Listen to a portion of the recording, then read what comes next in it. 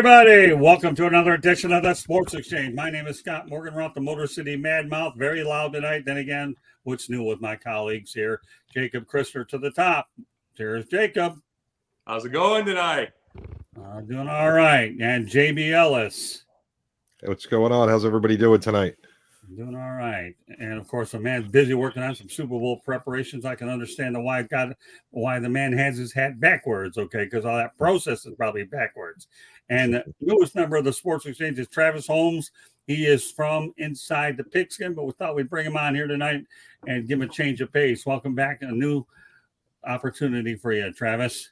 Thank you for having me. Looking forward to it. So for the audience that doesn't know Travis, why don't you give him a little bit of a brief overview, Travis, before I get to the particulars? For the last 2 years, I've been covering the Jacksonville Jaguars with A7BN Sports as their game day analyst. Basically, I just break down the plays, tell them who's at fault for what play went right, what play went wrong, and why. Also, I cover the Jaguars for BigCatCountry.com. As the news correspondent there, and also have a podcast on Fridays, also Jaguar related, because it's all Jacksonville. I'm in Orlando, right outside of Jacksonville, a few hours south of Jacksonville. And also, as Scott mentioned already, Inside the Pigskin on Tuesdays at 8:30 p.m. Every week. I'm a panelist on that show. Nice for you guys to have me finally, branching out to also the Sports Exchange. Appreciate it, man. Oh, you're very welcome. Well, while we're on that thing, we're going to let everybody know what Jacob Christner, how they can get a hold of you. Yes, I am Sundays on Sunday mornings with the professor and the pupils, Mondays with Top Rope Talk. Been nothing on Tuesdays, Wednesdays here with Scott, with JB, and with 1990s Booker T. And then we have this, and then we've got Thursdays, the Pundit, and every once in a blue moon the Gauntlet. Okay, very good. And last but not least, JB Ellis. JB_ the program on X. Yes, I said X, so I'm getting with the new name. At Sideline Sports on X and everywhere else, or at Sideline Sport 1. It all depends what site you're going to. Follow him on YouTube. You'll see a lot of great stuff. NFL alumni, of course, NGBN TV, DB TV, and who knows where else you're going to see us. I know we're going to be in Las Vegas, where I have a feeling this team's going to be there.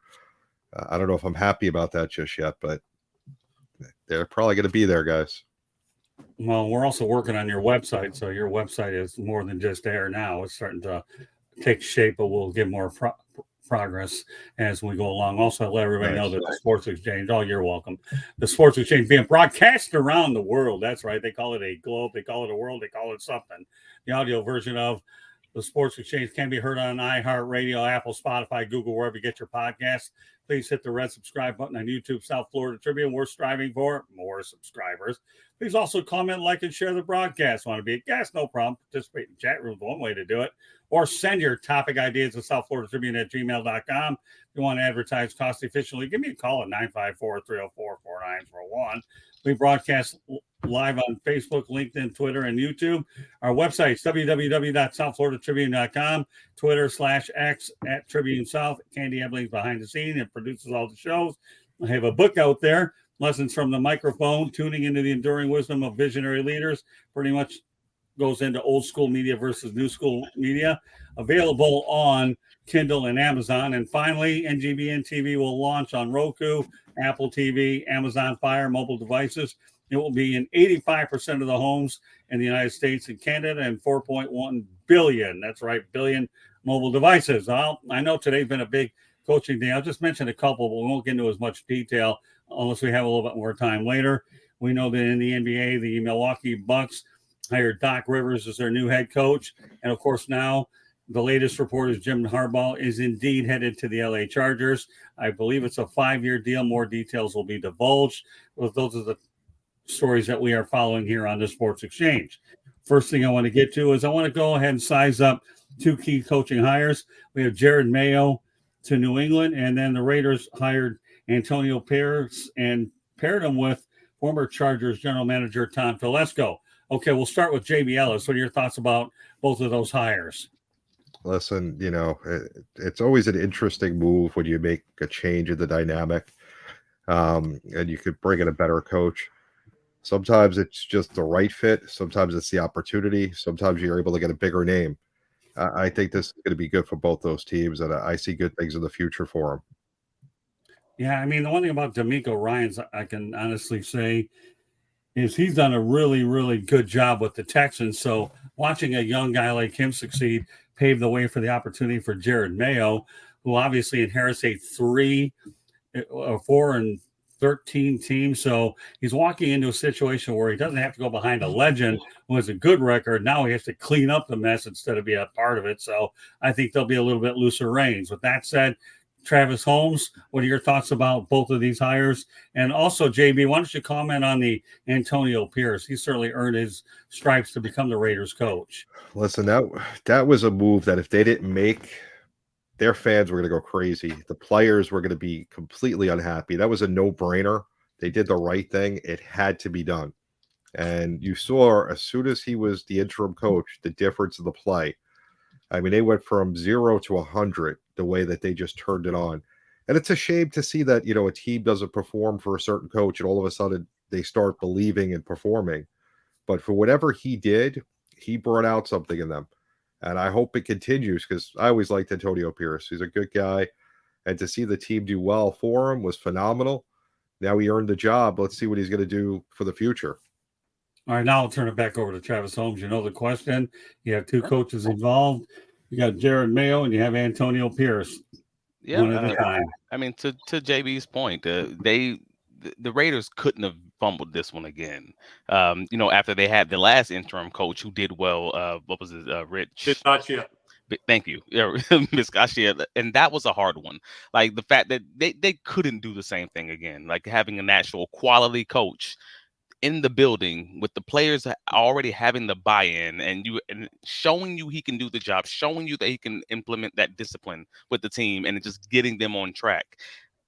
Whether or not you have the players, that's a whole nother conversation as far as building the team and such, but showing you that you have a 500 plus team realistically, and implementing I want to say Oakland, but you know what I mean. The Oakland, Las Vegas way, the style, the culture, whatever you want to call it in that locker room. There's no way you could have just fumbled that bag again. So they had him in-house. They kept him in-house. Good job there. As far as the Patriots are concerned, pretty much to your original point, that DeMecoryans hire kind of gives a little bit more confidence, around the league.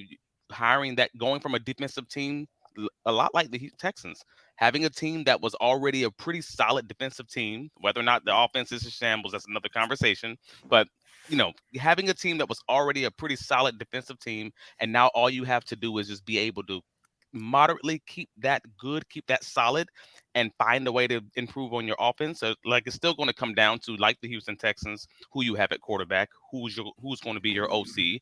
That's going to be a big hit for him. So it really does. He's going to need that experienced GM to kind of lean on, which is probably why they went the Tom route. Exactly. Yeah, that's what they did. They didn't want a rookie general manager, and they didn't want a rookie coach. That's a recipe for disaster. So you're right there. So he can succeed. A defensive coach, another defensive coach, gonna follow up the defensive coach of all defensive coaches lately, and Bill Belichick. So yeah, it's a great hire for both teams, but it's still going to come down to who's that quarterback, who's that OC. So that next hire is going to be really important. Okay. Last but not least, Jacob Christner. Well, Antoniopierce is absolutely my favorite hire, completely. I mean, you got to realize just how much energy that they had, that they got received with him coming in completely. We know who the last coach was. Now you're going to say his name. We know the last coach, just awful. And then I think truthfully, even if it would have been the one win, it ends up he goes 500. But if it would have been the one win, I think winning in KC did it. That meant that team, that constant contender every year, went into their building and won. They had all that energy to believe that they could do it. And that's the big thing.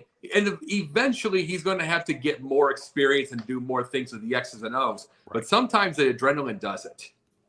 And it's and you're right, the DeMecoryans thing does do it. But as far as jerodmayo goes, we're going to find out truthfully there's a thing with this. Remember, he's kind of a hand pick. He's kind of a hand pick here as far as replacement. So we're going to absolutely find out if jerodmayo was actually calling some things during that time and they're 4-13, or if he was a hand pick, didn't do anything, and has to start it from his own scratch. And we will not know until the season. So we'll see how good he is, because if he was just a hand pick and he was calling some of the plays, and that's not a good confidence booster because they're 4-13. If he wasn't doing anything and Bill had the whole team, then he can start it over. Then we're going to see what he can do for real. And then that's the fair part. Okay, well, that's fair. Okay, and one thing I want to go ahead and mention here is maxxcrosby was going to force his way out if they didn't hire antoniopierce. And then, of course, devanteadams certainly wanted him as well. So that definitely went out there to me and stood out. So next thing we're going to talk about is, according to Buffalo Bills head coach Seanmcdermott, he told reporters the team doesn't need to start from scratch after another disappointing effort. Okay, JB, I know you were pulling for the Bills. So, are you with it or not? Listen, you can't blame the defensive coordinator for a game like that. Can't blame the defense. It was kind of, the way it was. It's an unfortunate event. The Bills, it reminded me of Scott Norwood with the missed field goal. And it was really a disappointment. I was pulling for the Bills, even though I got the Chiefs jersey on tonight. There's really no blame except it's a team blame. There were a lot of things that I thought they could have done better to win that game. I know that you can't put the blame on one person. It's a team game. I thought the referees were awful. I really hate to say it. I feel as though when you play the Chiefs in an important game, it's as though you're against the other team of the Chiefs. And, I look at it unbiased because I don't have a dog in the fight. Yeah, I want the Bills to win, but, I'm watching the game objectively. I'm a Giant fan, and I watched that all year. And, if there's not a play that's right, that's called for them, I'll tell you the same way. But I really feel as though when you watch a Chiefs game, especially an important one, you're playing, the team and the refs, and it's a hard thing to do. You have to almost play a perfect game, and I don't know if the Ravens will be able to do much with it this week. Okay, Jacob? Okay. The big thing about it was Josh Allen did exactly what he needed to do. He really did. He played I was almost the game of his life. I'd say number 2. The first one was that last loss. He does everything. What else can you do? And then we can talk about the kickers right there. But as far as the coaching, no. And see, this is the first time you've been on a show with me, Travis. So I'm going to give exactly what I say about coaches, okay? This is what I say about this.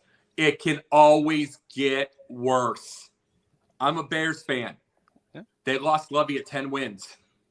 10-win season since 12 years going on now.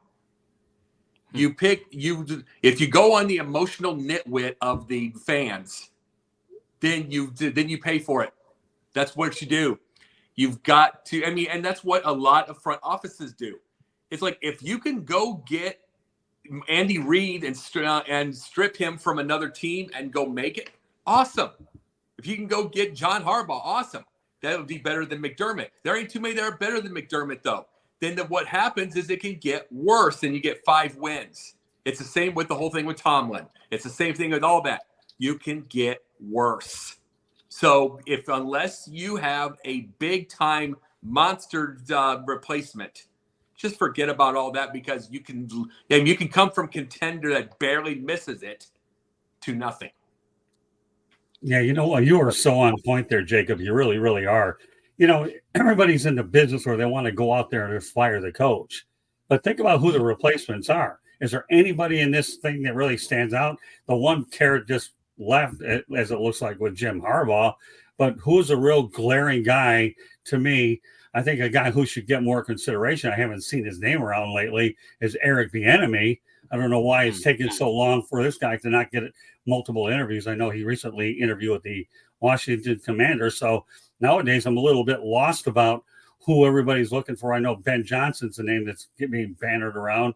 I wouldn't be surprised to see him go to the Washington Commanders. And JB, I'm glad you're going to be on next week because we'll have probably more clarity, at least on the coaching hire. So we'll be able to get into more definitive stuff. But the reality is this: as far as the Buffalo Bills, get off Sean McDermott's back. I mean, the guy missed a tying field goal, not the game winner. I know it's important. I know everybody likes to jump on kickers. And yes, you know what? It's unfortunate that all you do is kick, but the reality it is a high pressure situation, and we all know what it's about. So, I don't think they have to rebuild. I really, really don't. But obviously they had a golden opportunity against Kansas City in their building against Mahomes, and unfortunately they did not capitalize on it. So no, I don't think they have to rebuild. I think that's a little premature. All right, well, I'm going to go over the stat of the week, and this is going to blow everybody away. Travis, wait a minute. Travis. Let me get in on this one, if you don't mind. mind. I'm sorry, Travis, I forgot. Okay, go ahead. Funny that you say that. I actually disagree with everyone. Because I do think they need to change it up. I do think at minimum, as far as the players on the team currently want Joe Brady back. That's kind of what it feels like. The feeling as far as the different rumors in the media and such. And I'm like, they got better in some ways, but then overall they got worse after they got rid of Ken Dorsey. Like, they got better in some ways, and those ways is that they chose to run the ball between the 35s. That was literally the only difference in the team. And every objective metric outside of actually just pushing the run, just saying, hey, on these third down situations, we're going to run the ball instead of trying to pass the ball. And outside of that, they got objectively worse in EPA. They got objectively worse in both run and pass, FYI.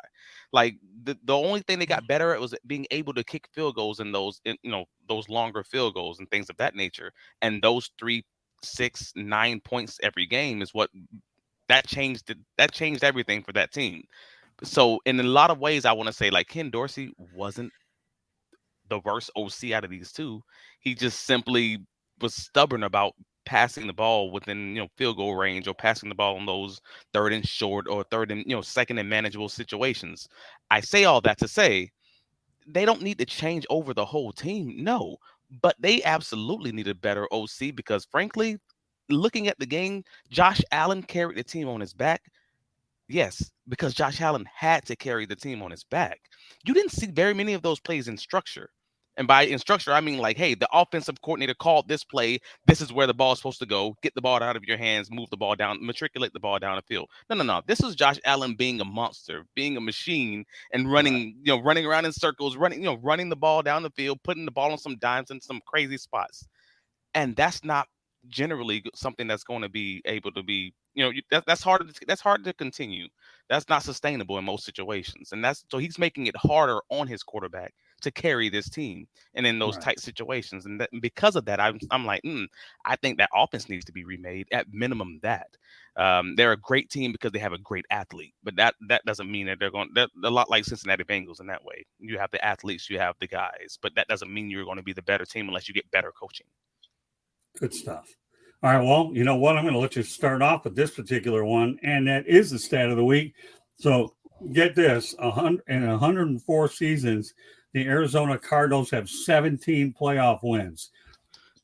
Okay, now in 7 seasons, the Kansas City Chiefs, Patrick Mahomes, has won 17 playoff games. Wow. All right, well, you know what, Travis Holmes? You can lead off with this one. I mean, goodness. That's a rough one. I mean, but the Cardinals haven't had much success since the what is that, Larry Fitzgerald time frame, I guess. I'm trying to figure out. Yeah, but I don't remember who the last quarterback was at that time. Kurt Warner, there you go. Lord. So it's been a minute. And not to mention, Pat Mahomes, the reason that the Chiefs were able to get Mahomes that year is because that was a severely injured Kansas City team. Like, we all forget that they were like a 4 or 5 win team the season prior, but because they had some serious injuries, and all of a sudden that wasn't truly a bottom 10 of the in the NFL roster. It was just, hey, they had a rough season the year before, And now they're a solid team with a really good quarterback and a really good coach, and he's off to the races. It sucks for the Cardinals and Mahomes. It was a great situation for him, and again, we all know the mutant that he is. So it kind of just was what it was. But I'm sorry to see it. I'm sorry to hear it, and I feel your pain because at least you've had more success than my Jacksonville Jaguars. Well, okay. We're going to send it to the man that is in Chicago, and I know that was one of the names for the Cardinals. When you look at their chronology, right, you have the Chicago Cardinals, and then you have the St. Louis Cardinals, and now you're in Arizona. So we'll turn it over to JBL as 17-17 equals 34 wins and 100. I mean, those numbers are just staggering, aren't they? It's shocking to think of the one team's success and one team's failures. Granted, we're talking about one player, but still, I mean, it's been a team for that whole period of time that's had that success, and it'd probably be 18-19 if it wasn't for a defensive offsides the first year, Right. So that's just scary to think. Mahomes he has that eye of the tiger that you want to call it. He doesn't let his team lose. The last guy I remember that was like that, as good as he is, a guy by the name of Joe Montana. Right. And I don't like to throw out names like that, but it doesn't matter what time of the game it is. If you're down within a score and you have the ball with time left, Joe Montana comes to mind that you're not worried. You have a chance to win. Patrick Mahomes is the same way. You knew they were going to score that last possession against Buffalo. We all knew that. It was a matter of, could Buffalo stop them? After they score, could they go move the ball down and get points back? You just know there's very few guys that play the game that you just have that much faith in. He's just like clockwork. I mean, to think this was his first playoff road game. Could you imagine? And they had how many wins already? That was the first one on the road. 16. He's only had one. He's perfect on the road to the playoffs. Yeah, he's the same record as Eddie Stanky. Once upon a time, you ever heard of Eddie Stanky? Yeah. Have you? Eddie Stanky was 1-0 for the Texas Rangers as a fill-in manager until they hired somebody else. 1-0. So Patrick Mahomes and Eddie Stanky, who in their right mind would think I'd make that comparison? But then again, am I ever in my right mind? Don't answer that question because you already know I'm not.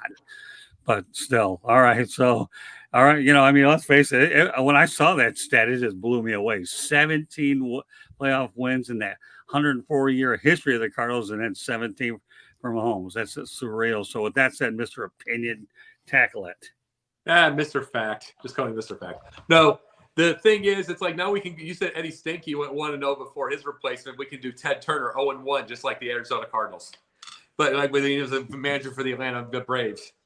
But the one big thing also you got to realize is as awesome as he is, and I mean Patrick Mahomes is a mutant, like Travis says. Remember this part also. A lot of those years that the Cardinals were horrible teams, whether Chicago, St. Louis, Arizona, Phoenix, as we could call it first. They were terrible. Got to remember, 1, maybe 2 playoff games. Now we're going up to 4 if you don't have a bye week. You know what I'm saying? Mm-hmm. So there's more opportunities to be able to beat those records and those numbers. I'm like, I remember as a Bears fan, Ditka in his time had 12 playoff wins, I believe, in his time. But they haven't had 12 since. They've had exactly 12 since. But there's also more playoff games since that time. It's just there's more opportunities and more option. And and especially with the 7th seed there is now too. So there's going to be 7 seeds that go beat the Arizona's record. So remember that. Well, yeah, but Jacob, you're talking about how many years of being a franchise being around compared to a player. Bidwell is the reason for that anyway. Well, regardless, Jacob, the bottom line is listen to JB Ellis for crying out loud. You might learn something. Okay, you need a little bit of JB Ellis math. Okay, 17 over 104. Don't even ask me because I don't even have a calculator nearby. Is a long, long time. That's all I can tell you. And 17 wins over 7 months, Seriously, come on, Christopher, what are you thinking about here, man?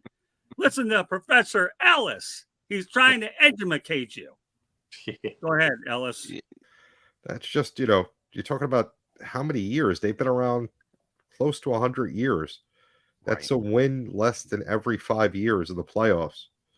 So if just take Mahomes 5 years, throw this year out, right? Yeah. Right. What is it? 5 years minus this year will make 5. So he has 16, and he was one behind them in their whole existence. He now tied them in his 6th year. Yeah. So that's pretty pathetic. Yeah. Oh no, and he is a mutant, and you're right on it. It's pathetic. I'm just saying he's a mutant. All right, well, you know what, Jacob? Here's our "Are you crazy?" moment of the night of the Sports Exchange. Okay, so after we all have a lot of fun with Jacob Christner. We all like to throw that "Are you crazy?" moment presented by NGBN TV, Sideline Sports, and South Florida Tribune. So, are you crazy? Okay, he's heard. He gets it once a week. All right, no problem. But he said it's an unbelievable stat. That's why it made the show. All right, let's talk about the quarterback matchups for both games. We don't need a story. We need a synopsis. Okay, we have Patrick Mahomes against Lamarjackson. We'll start off with Christner. Okay, who do you got and why? Boy, it's going to be a wonderful game. But I'm going to go Mahomes. I'm going to go because one of the things that, and I believe Lamarjackson has the better OC now with Toddmonken, who allows him to do more. I called Greg Roman his Tecmo Super Bowl. I called him that because it was 4 or 5 of his favorite plays at all times, which were flashy, but the great defenses could get them. Could basically put a spy and put an end to Lamar. Now it's going to get itself a lot better. Same time, KC's got a really, really good defense and best quarterback that he's playing. I mean, just as far as Lamar. And this is a guy who just does not like to lose. So I can see this being another field goal game, and I see KC going to the Super Bowl. All right, we'll go to the next game. You're going to have Jaredgoff against Brock Purdy. I'm going to go San Francisco. I'm going San Fran. Detroit, no. Nothing against that. Wonderful year. Wonderful Dan Campbell. Enjoy it a lot. But they're saying that Debo Samuel's going to be around, and there's just too many weapons for Detroit. And Detroit's pass defense is a little iffy, even with all the other great things they've had. So they can kind of throw on them. That's the big deal. So I'm going to go with San Francisco and pull away in the 4th quarter. Okay. We'll turn it over to Travis. Yeah, I think I agreed. Well, I'll get into it, but the gist of it is, as far as the Ravens game you're talking, I'm taking the Ravens over the mutant currently, and I know that's a hard thing to take because that's like voting against Bill Belichick, or in this case, I guess he's the quarterback, Bill Belichick. I don't know another way to say it. Yeah, you don't vote against Pat Mahomes, but that's exactly what I'm going to do because I think this might be the best Baltimore Ravens team, like across the board, defense and offense team that I've seen probably in my adult life at minimum. Because you have some of those 90s teams I don't know, but absolutely in my adult life, the best defense in the league. As far as DVOA, they're like literally the best defense in the league in multiple categories. And the Chiefs defense aren't bad. They're top 7.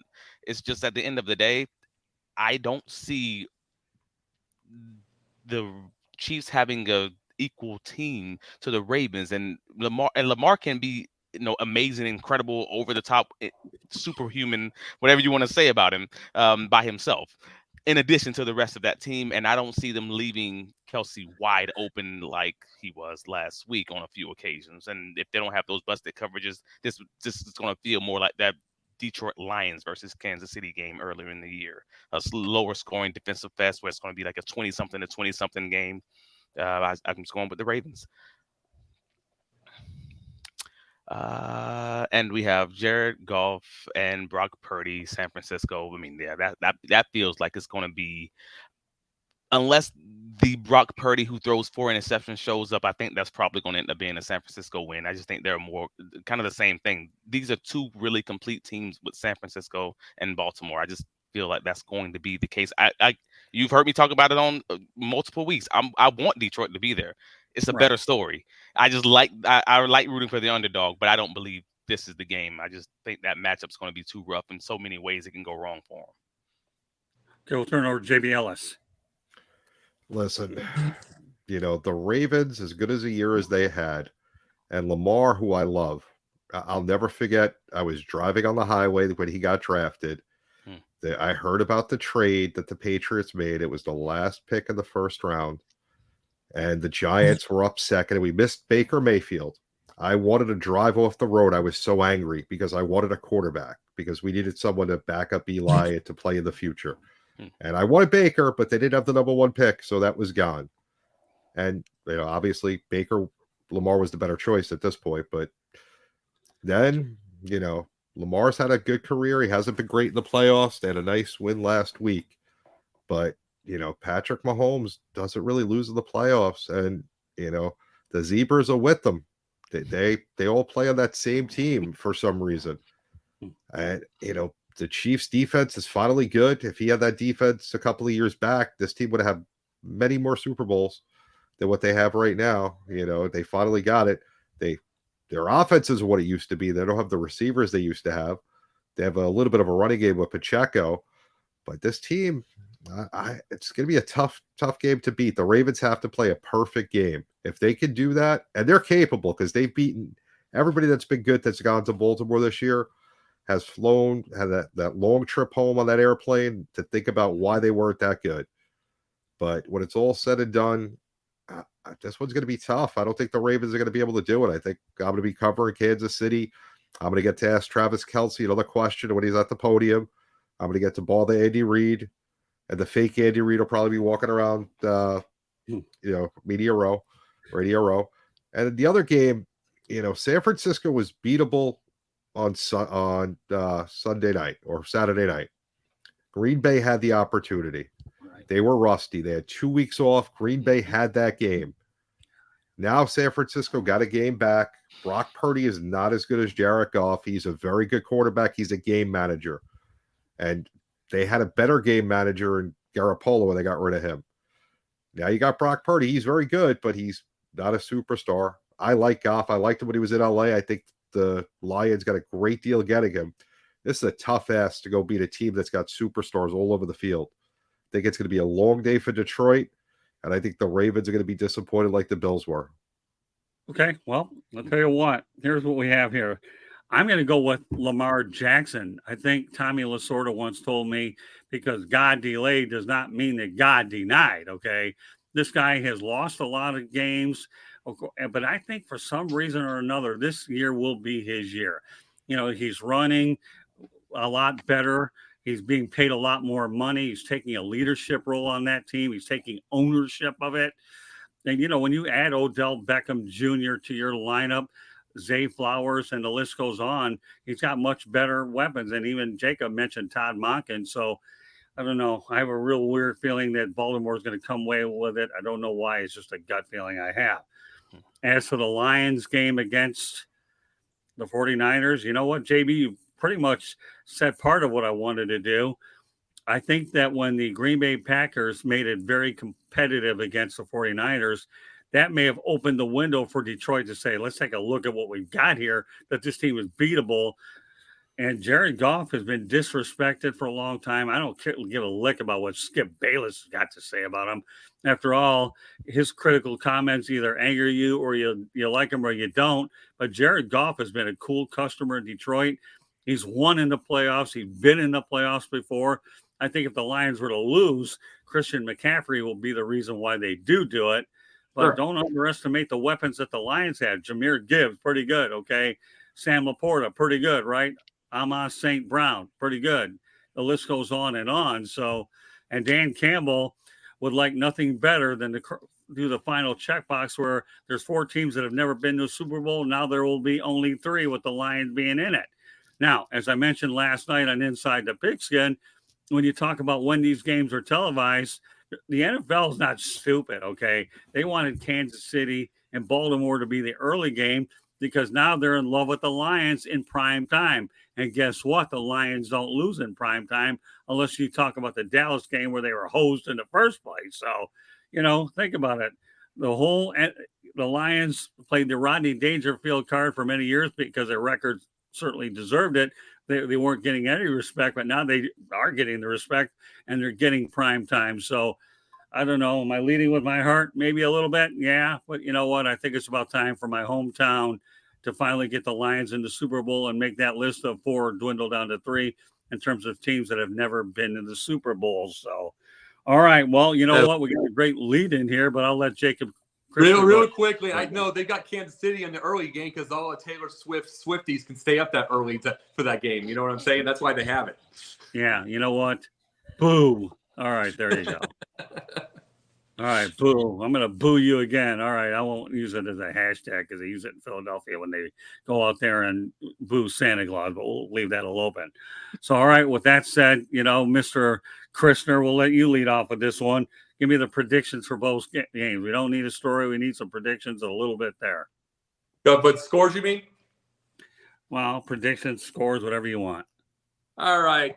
As far as the game goes, like I said, I'm going with the final field goal, 33-30, KC over Baltimore. And pull away in the fourth quarter, San Francisco, 27-17. Final pull away. It's like it'll be a close game all the way to the fourth. Detroit will wear out a little bit.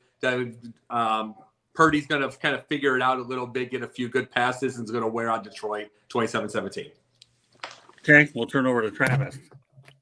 Yeah, I think I'm in agreement as far as general scores. Kind of what I said earlier. I think San Francisco is going to win over Detroit, and I think that one's probably going to be something closer to a 31-21, or maybe even 31-24 kind of range game. I think at one point or another will be a 10-point game, and whether or not Detroit trying to makes it a game later in the fourth quarter, I could reasonably see that happening. As far as Baltimore KC, kind of what I stated earlier, I think it's going to be a lot like that Detroit Lions Kansas City earlier season game. I think it might have been week 2, where it's going to be something like a 21-20. We're expecting these fireworks and everything else, and I think these two defenses just show up and make this a game where they're just having to matriculate the ball downfield and don't screw up. So yeah, I still think it's going to be a close win for Baltimore, but I do believe Baltimore pulls away. All right, JB. Yeah, I'm going to say San Francisco by 10, 34-24. Their defense is a little bit to be desired, even though they're playing better lately. And I'm going to go Kansas City 31-28 in a close game.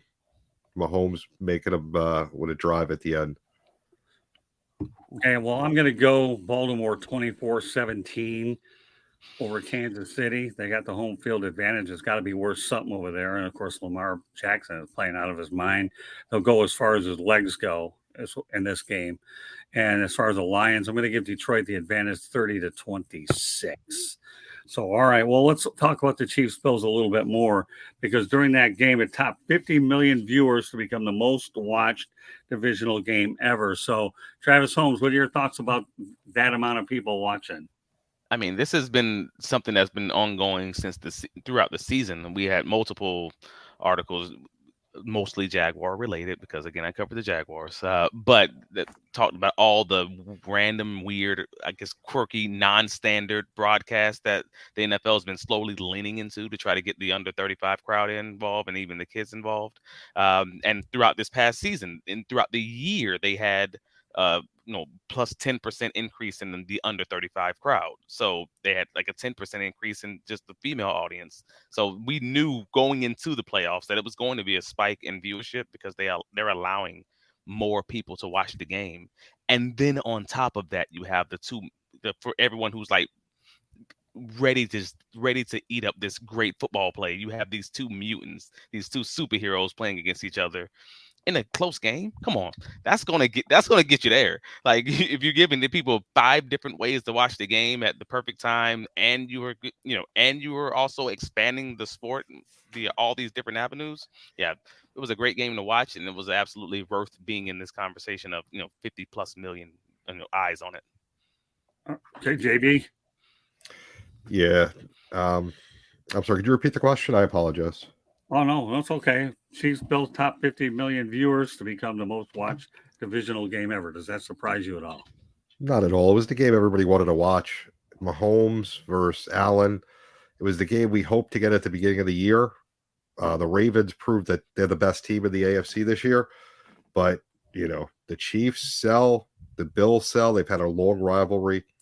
And top it off, you got Taylor Swift now. And no matter what, that brings people to watch games, unfortunately. We may not enjoy her, but the people that own the sports networks that have to sell advertising are glad that she's there every week.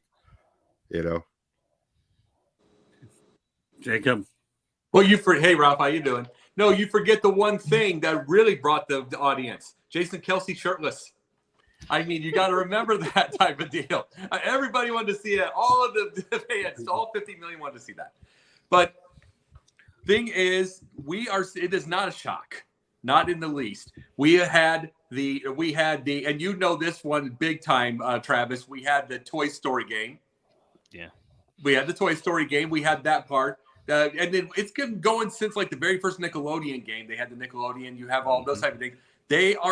I heard from an old buddy of mine. He used to say to me, I didn't like the Nickelodeon things, like that kind of stuff at first and what's going on with like Toy Story. Then he reminded me that 53% of kids watch it the same way we used to, sports. They watch it the same way. So they have to do what they can, which means Toy Story games, which means Nickelodeon, which means Taylor Swift. Right. And it's like, and it's going to be, here's the thing. They're going to pray and hope Travis Kelce has one more year in him because we won't see Taylor again. And then truthfully, even though we're going to have big audiences still, 50 million, are we going to break records without her? It's like those are kids watching. They're casuals. They want casuals. Sports wants casuals. That's the big thing. Well, keep in mind that Jason Kels retired, so we'll see what happens there. All right, let's go over to some top headlines. The Miami Dolphins and defensive coordinator Vic Fangio have agreed to part ways after one season together, the team announced Wednesday. So it looks like Fangio is going to be headed to Philadelphia to be with the Eagles. I know that he obviously lives in the Pennsylvania area. Other news worth talking about here that I want to get to is this, okay? Apparently, the Las Vegas Raiders are scheduling an interview with USC assistant coach Cliff Kingsbury for their offensive coordinator position. Does anybody have any thoughts about that? Which team? The Raiders. Yeah, Steelers were supposed to be doing that also. I think the Bears did also. I don't want him as a coach. I think he's got a great, I don't want him as a coach. You got to realize, though, as an offensive coordinator, the quarter of his career games had 30-plus points. He knows the game. He knows the offensive game. Defensive game, he's horrible. He's garbage. Right. Keep him away from the head job. Put him as a coordinator. And if he would go, here's the thing, all I'm going to say. If he goes to Pittsburgh, knowing what they did with Arians, Haley, anybody else as an offensive coordinator, what those fans did with them, shut up. Let them do their job. You keep running them out. If you keep running them out, you'll get another Matt Canada. And that is your karma. So guess what? Whoever gets this guy as an offensive coordinator, they got a treat there. Just don't let him take over the coach job. Well, that's fine. All I can tell you is at the moment he's interviewing for the Raiders, so we'll stay on point with that. Anybody else have anything to say about it? I'm iffy on Cliff, and I've always been iffy on him. When he was in the league, because his offenses were always middle of the pack, like in most advanced metrics, like they were always just middle of the pack. At one point, they were 15th in points. Actually, no, I'm actually looking at the article right now. They're 15th in points, 15th in total yards, 18th in yards per play. Like they are pretty consistently just a middle of the pack offense, which will be an immense increase for a lot of these offenses. To be clear, you're talking the Raiders, you're talking the Steelers, etc. Like if you give Mike Tomlin an offense that's 15th in the league, these guys are waving flags and talking about Super Bowls, like in the way that they play defense. So in that way, yeah, that would be a good situation. But if you're a team that has just an adequate, previously had an adequate offensive coordinator, he's not going to be that guy to make you a top 10 offense consistently. But yeah, he'll get you there if you could play some solid defense and run the rock. Okay, well, the worst case secret in Wisconsin became a reality as Joe Barry is out as Packers defensive coordinator after 3 years. Yeah. Everybody wanted him out. Well, be careful what you ask for. I didn't think Matt had it in him, baby. I really didn't think Matt had it in him. But I don't get, you see, the moves like that would irritate me with teams. Why? Granted, I don't really ever root for anyone to be fired, but there are times it's necessary.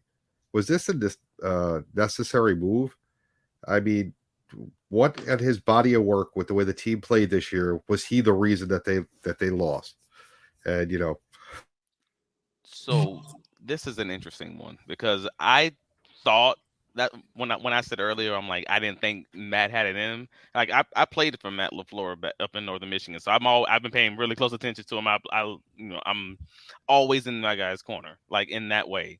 And when I said I didn't think he had it in him, is because Joe didn't call a game in which it would be egregious. I would say, like it's not something that was so bad that you had to fire him, but it was also not good enough based with the athletes that he had, and it was not aggressive enough with the guys that he had in the way that you knew it wasn't going to work long term.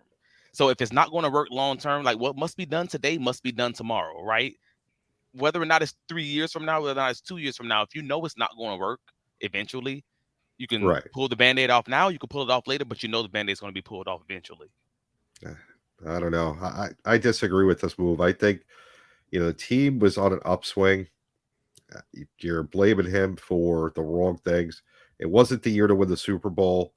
This was supposed to be a rebuilding year. You made it into the playoffs. You spanked Dallas. You played competitive against San Francisco.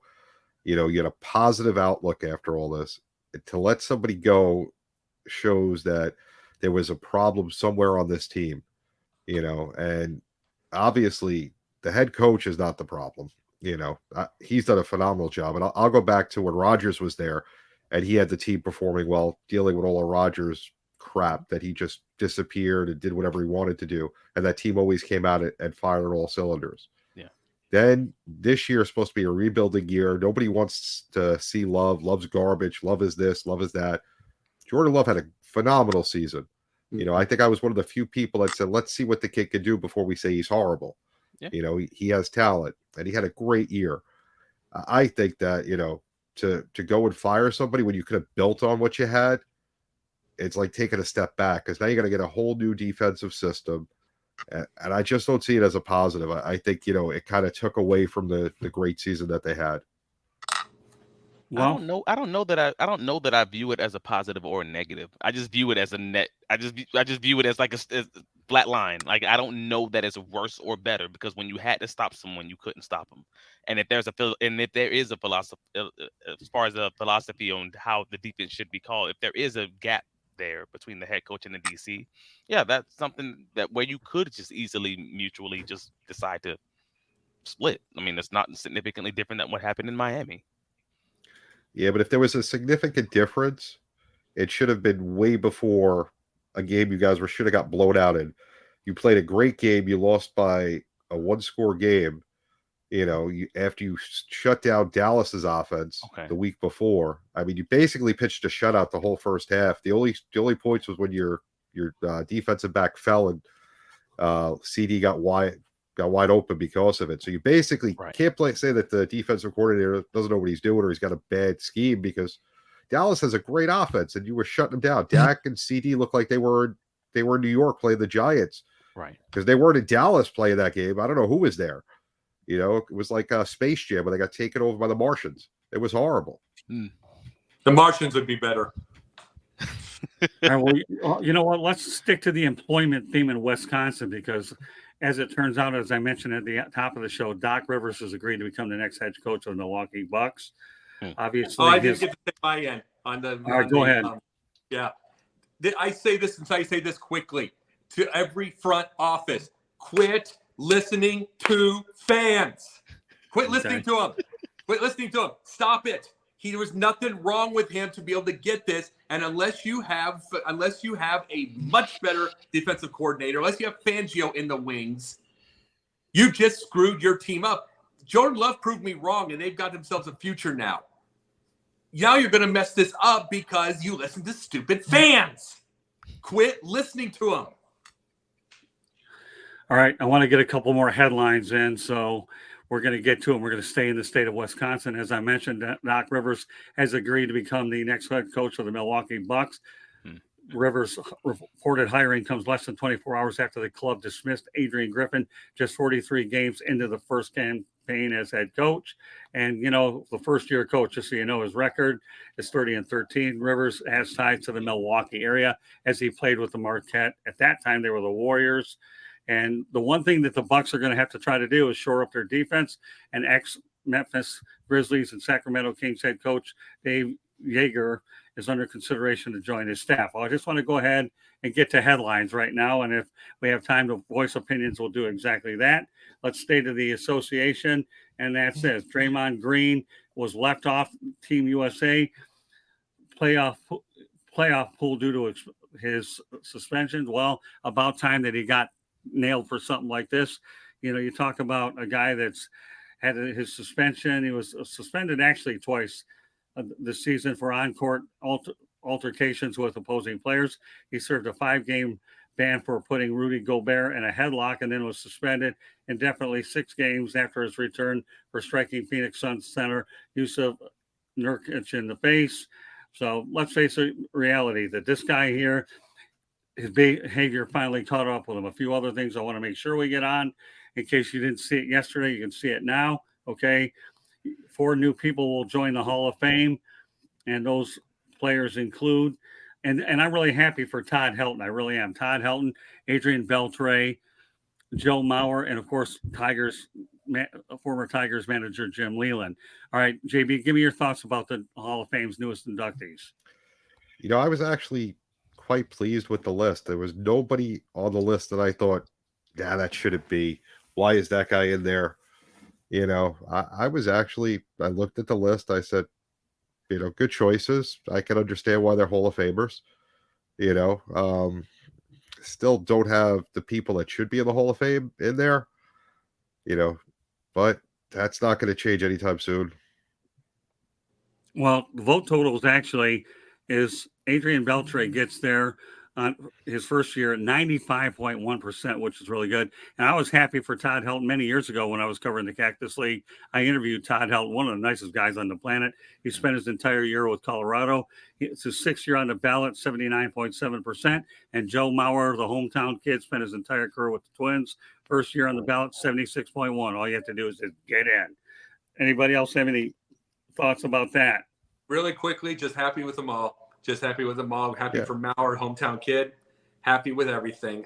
That's very, very cool. I would have loved to have seen, truthfully, Billy Wagner. I like it, but it's no big deal.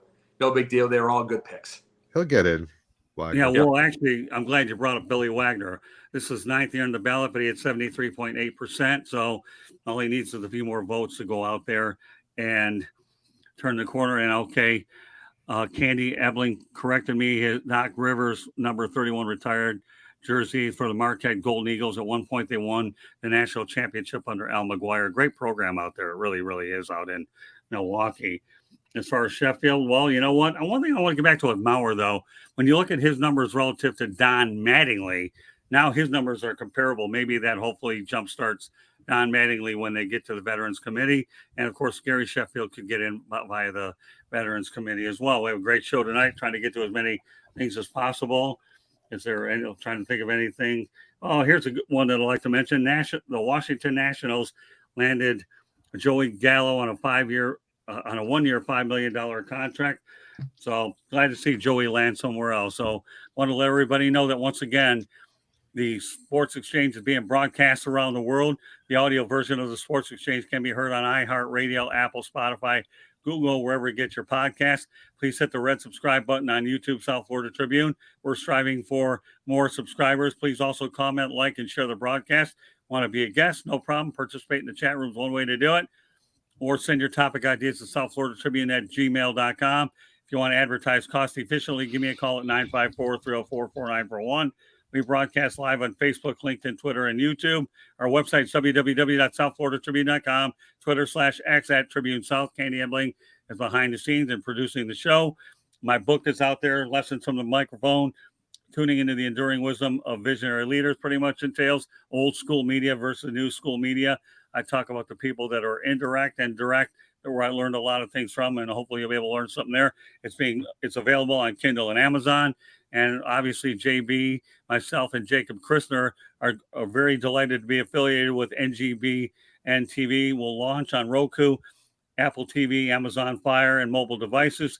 It will be in 85% of the homes in the United States and Canada, and 4.1 billion mobile devices. Really, to summarize the whole thing in a nutshell, this is a channel here, which is really more 40s, 50s, and 60s to try to bring out about the awareness of men's suicide. Right, JB? Want to add a little bit to that? Listen, I mean, anyone that's not with that cause, I have to question who you are as a person. We're obviously better with everybody here than we are if you're not here. There's always somebody to talk to. There's the suicide line, and there's if you have issues, go to my Facebook, go to my Twitter, go to Jacob, go to Scott. I'm sure you can go to Travis. I don't know him as well as the other two, but I'm sure Travis will turn you away. And if we can't help you, we'll get you to the right people. We don't ever want to see somebody feel that they have nowhere to go. The world's better with you here. There's somebody out there that cares about you. You just may not realize it yet, no matter how bad things are.